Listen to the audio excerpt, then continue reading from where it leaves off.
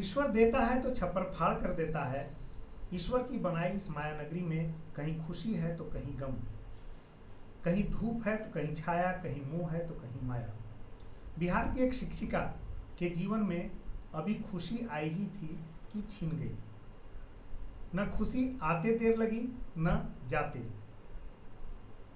नमस्कार, मैं Rakesh Kumar, the untold stories bye Rakesh Kumar YouTube channel में आज के इस सच्ची घटना पर आधारित एपिसोड में आप सभी दर्शकों का हार्दिक अभिनंदन है। घटना बिहार और झारखंड दोनों राज्यों के लोगों को मर्माहत करने वाली होती है। बात 18 मई 2025 की है। बात विगत रविवार की है। सिंपल कुमारी नाम की एक शिक्षिका रविवार को स्कूल से पढ़ाकर लौट रही होती है। बिहार में या पूरे देश में अभी मॉर्निंग स्कूल चल रहा है, इसलिए दोपहर के क्लास के बाद वह लौट रही होती है। वह जो है अपने स्कूल से पढ़ाकर कटिहार लौट रही होती है और उसके साथ स्कूल के ही दो अन्य साथी, उसकी नानी और उसका 2 माह का दूधमुहा बच्चा भी साथ लौट रहा होता है। ये सभी लोग स्कूल से ही ऑटो लेते हैं और कटिहार के लिए कूच करते हैं। सिंपल कुमारी स्कूल की ड्यूटी और बच्चे के परवरिश के लिए जो है एक कठिन संघर्ष के दौर से गुजर रही होती है।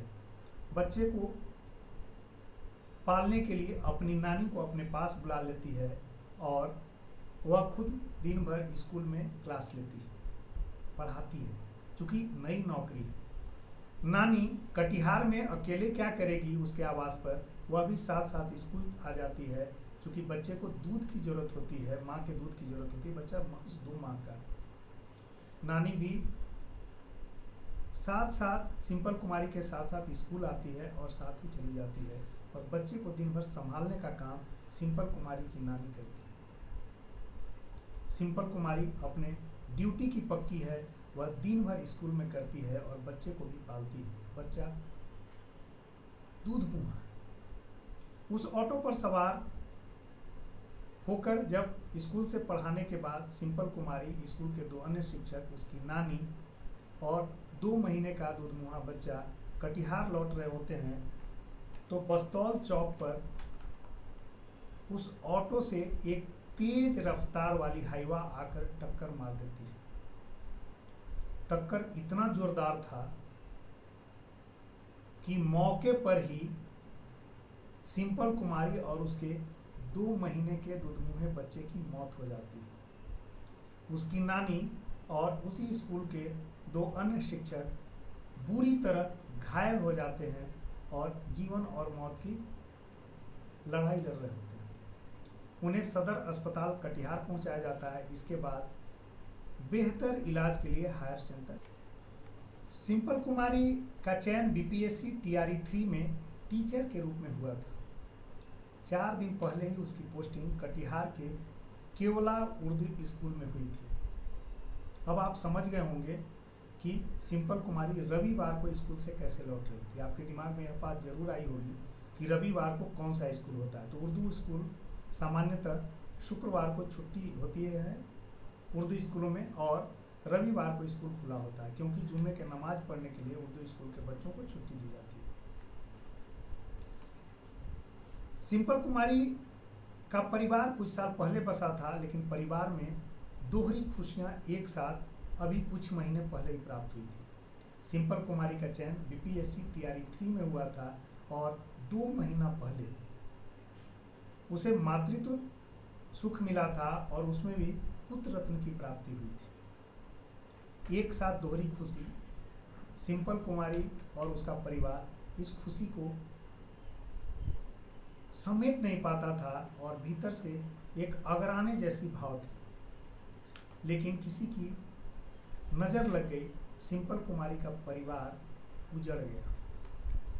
सिंपल कुमारी का मायका, जिसको आप नहर कहते हैं, वह बिहार के बांका में है, जबकि उसका ससुराल झारखंड के गोड्डा जिले के बक्सरा गांव में।